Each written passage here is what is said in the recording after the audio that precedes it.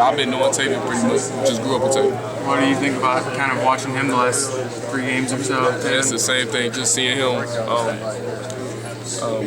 go to his dream and just accomplishing his dream. You know, it's amazing. You know, seeing obviously knowing him since we were little bitty kids, and now seeing him where we're at now.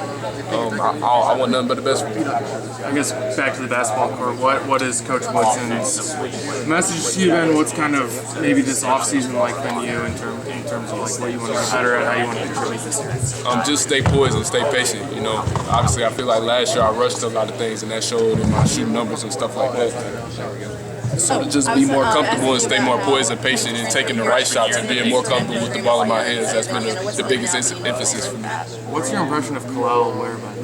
Man, he's a dog, man. He has such a presence out there on the floor with being 7'2", and he's so talented to where he can stretch the floor and pop out to the three-point line, give us threes, give us dunks, and just bringing us the momentum that we need. Right. Yeah.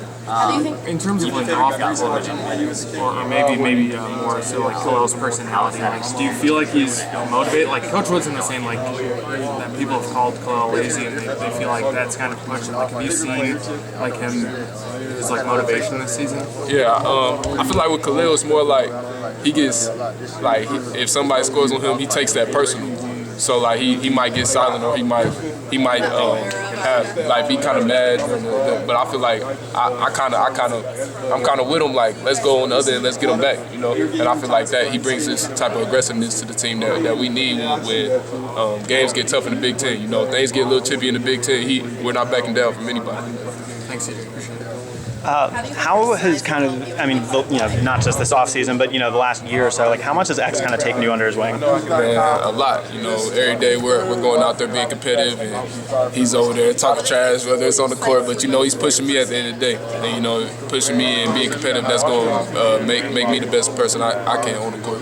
What's he like away from the court? Man, he's goofy, man. Goofy. We get along good, though. You know, he has a new little dog named Cash, so, you know, that's my little nephew. But, you know, we get along just fine. What's your favorite X story? Favorite X story, man.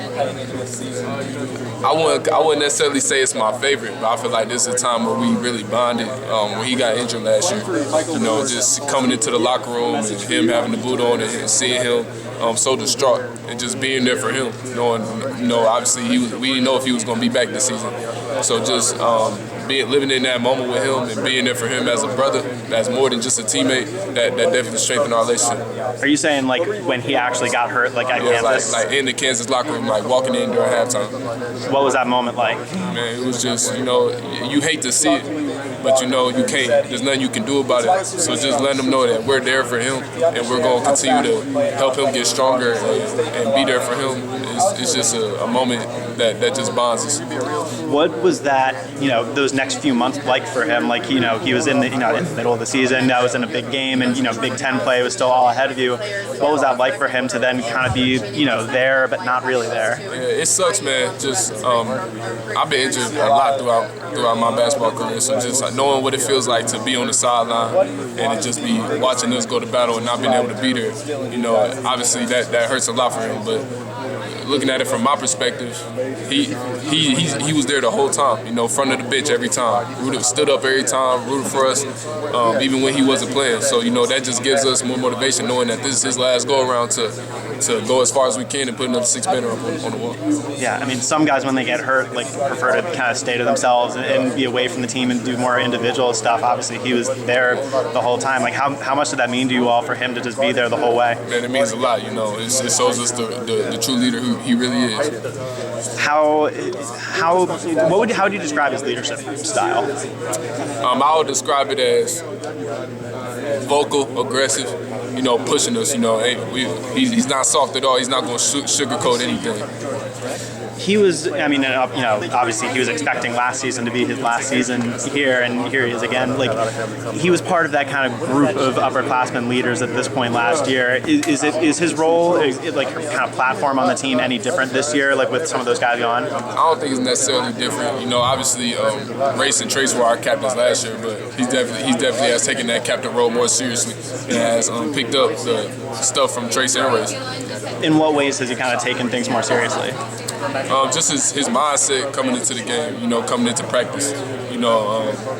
Obviously he still makes no mistakes like we all do, but just knowing that we're looking to him to lead us through the big games, he's definitely taking that role. Yeah, he told me that as he was going through like this off season, it took him a while to really feel right, like with his knee, or his leg. It took him a while until he really felt right. Like even as he was back out on the court, he wasn't fully himself yet. Do you remember the moment, when you started to realize he's back to himself again? I really don't know, but I remember last year, around when he just came back, he tried to dunk. He dunked the mess out of the ball. And I was like, whoa, you fine. It was I don't know if he was necessarily feeling fine, but he looked fine to me. When was that? It was still wild. Fino was here, I think it was like right after the season and we were still working out and stuff like that. So it was right after the season ended? Was that in here in Cook Hall? It was in Cook Hall. We were doing like 3-man weave or something, just to warm up, the beginning of practice. He just Do you remember the dunk he did? What you sitting out for? Do you remember the dunk he did? It was just a regular tomahawk, but it was so impactful that it just everybody kind of just you just got back. So it took everybody back, and how did he react when he did that? Coach Woody was really mad because he was mad he came back so fast, but he knew what he was about to do. Yeah. What do you think X is capable of this season? Man, I think he's going to have a big season, and lead us to another 6 minutes. Going through, you talked about how much you've been injured. How much when you come back does that kind of motivate you and drive you to be even better? Man, a lot, man. I just feel like when you get injured and you're sitting on that sideline and you're getting to watch the game, there's a lot of chance to make improvements just from watching and studying the game, since you're forced to. So I feel like that just makes you more comfortable for when you're ready to get back. Thanks, CJ.